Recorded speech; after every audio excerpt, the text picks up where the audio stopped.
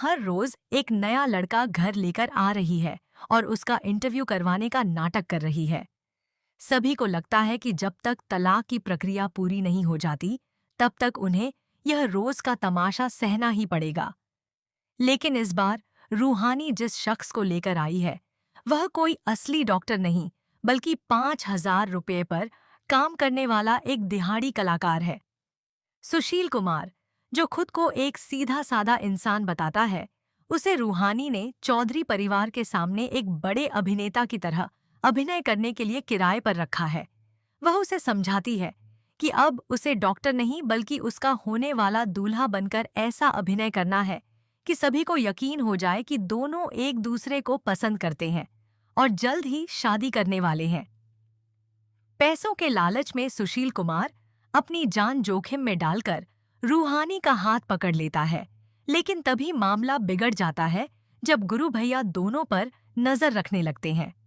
पत्नी को किसी और के साथ देखकर उनके अंदर जलन और गुस्से की आग भड़क उठती है।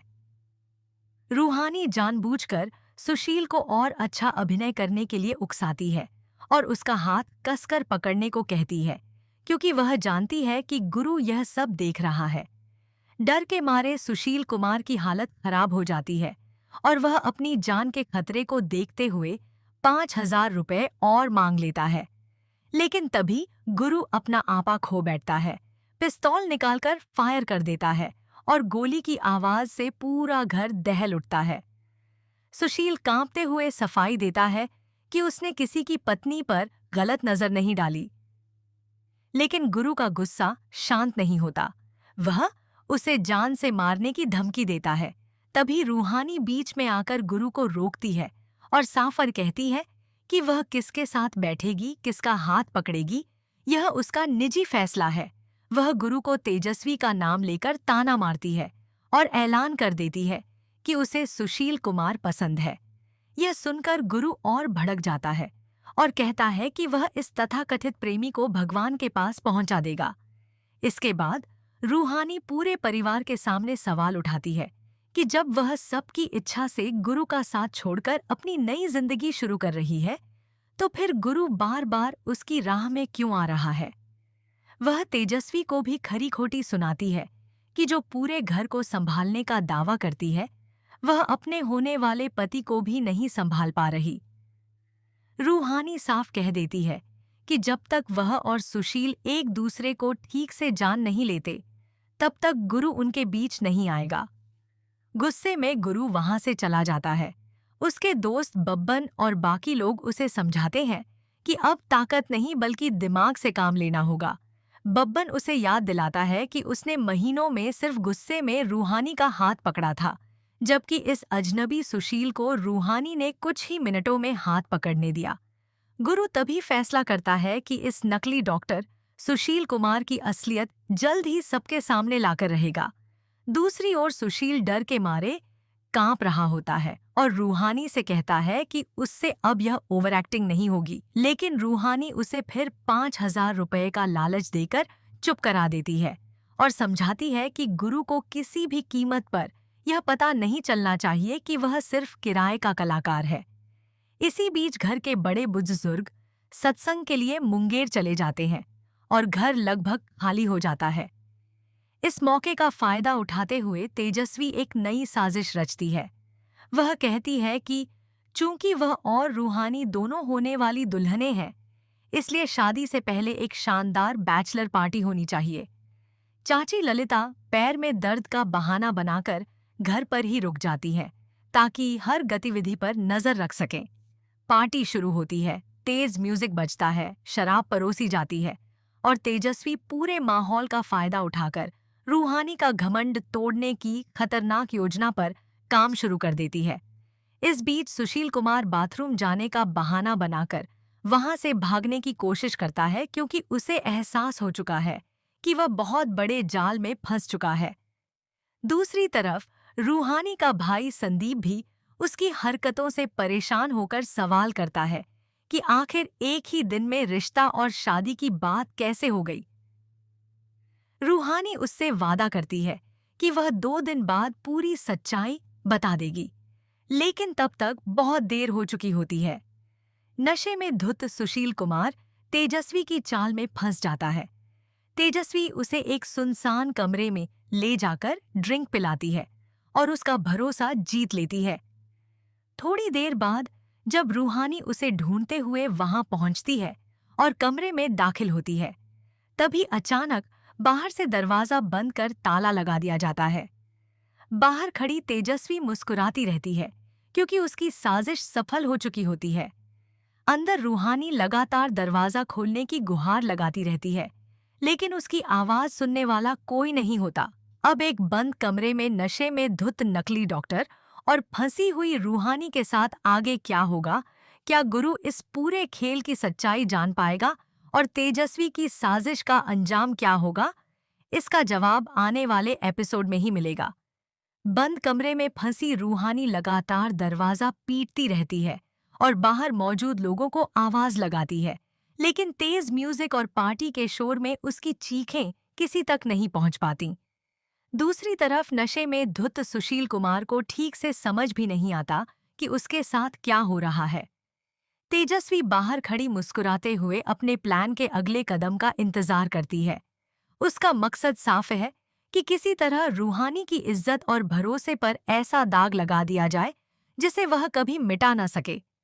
उधर गुरु भी पार्टी में रूहानी और सुशील को तलाश रहा होता है।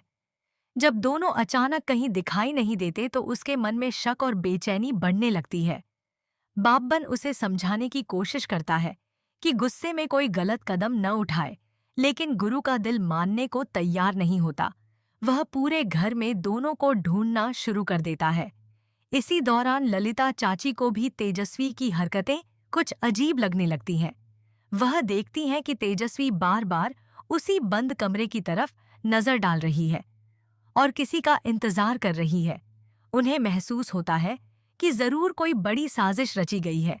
इधर कमरे के अंदर रूहानी सुशील को होश में लाने की कोशिश करती है ताकि वह किसी तरह दरवाजा तोड़ने में उसकी मदद कर सके, लेकिन शराब के नशे में डूबा सुशील ठीक से खड़ा भी नहीं हो पाता। तभी बाहर से कुछ लोगों के कदमों की आहट सुनाई देती है। तेजस्वी तुरंत मासूम बनने का नाटक करती है और जोर जोर से चिल्लाने लगती है कि उसे शक है कमरे के अंदर कुछ गलत हो रहा है। उसकी आवाज सुनकर परिवार के बाकी सदस्य और गुरु भी वहां पहुंच जाते हैं। सभी की निगाहें बंद दरवाजे पर टिक जाती हैं। जैसे ही ताला खोला जाता है, कमरे के अंदर का नजारा देखकर हर कोई हैरान रह जाता है। तेजस्वी इसी पल का इंतजार कर रही होती है ताकि वह पूरे परिवार के सामने रूहानी के चरित्र पर सवाल उठा सके। लेकिन क्या सच में उसका प्लान सफल होगा या आखिरी समय पर कोई ऐसा सबूत सामने आएगा जो उसकी पूरी साजिश का पर्दाफाश कर देगा? यही आने वाले एपिसोड का सबसे बड़ा ट्विस्ट बनने वाला है। दरवाजा खुलते ही पूरे घर में सन्नाटा छा जाता है। सभी की निगाहें रूहानी और सुशील कुमार पर टिक जाती हैं। तेजस्वी तुरंत मगरमच्छ के आंसू बहाते हुए परिवार के सामने कहानी गढ़ना शुरू कर देती है। वह कहती है कि उसने तो पहले ही रूहानी को समझाया था, लेकिन उसने किसी की बात नहीं मानी। अब सबके सामने सच्चाई आ चुकी है। घर के कुछ सदस्य भी बिना पूरी बात जाने रूहानी पर सवाल उठाने लगते हैं, लेकिन रूहानी बिल्कुल भी घबराती नहीं। वह गुस्से में तेजस्वी की तरफ इशारा करते हुए कहती है कि यह सब उसी की सोची समझी साजिश है। वह बताती है कि उसे जानबूझकर इस कमरे में बुलाया गया और बाहर से ताला लगा दिया गया था। सुशील कुमार भी धीरे धीरे नशे से बाहर आने लगता है और उसे याद आने लगता है कि तेजस्वी ही उसे बहाने से इस कमरे तक लेकर आई थी और बार बार उसे ड्रिंक पीने के लिए मजबूर कर रही थी। यह सुनकर परिवार के कुछ लोग हैरान रह जाते हैं, जबकि तेजस्वी तुरंत अपनी बात बदलकर खुद को बेगुनाह साबित करने की कोशिश करती है। इसी बीच गुरु भी वहां पहुंच जाता है। उसका गुस्सा पहले की तरह भड़क उठता है, लेकिन इस बार वह बिना पूरी सच्चाई जाने कोई फैसला नहीं लेना चाहता। वह सबसे पहले कमरे का निरीक्षण करता है और देखता है कि दरवाजे पर बाहर से ताला लगाया गया था। यह देखकर उसके मन में भी शक पैदा हो जाता है कि कहीं सचमुच किसी ने रूहानी को फंसाने की कोशिश तो नहीं की। तेजस्वी की बेचैनी बढ़ने लगती है क्योंकि उसे एहसास हो जाता है कि उसकी चाल उलटी पड़ सकती है। तभी ललिता चाची सबके सामने खुलासा करती हैं कि उन्होंने अपनी आंखों से तेजस्वी को उस कमरे के बाहर घूमते और ताला लगाते हुए देखा था। यह सुनते ही पूरे परिवार में हड़कंप मच जाता है। तेजस्वी के चेहरे का रंग उड़ जाता है और उसके पास अपनी सफाई देने के लिए कोई ठोस जवाब नहीं बचता। अब सवाल यह है कि क्या परिवार तेजस्वी की इस साजिश पर विश्वास करेगा? क्या सुशील कुमार अपनी असली पहचान सबके सामने बता देगा?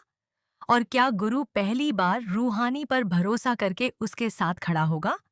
इन सभी सवालों का जवाब आने वाले एपिसोड में देखने को मिलेगा।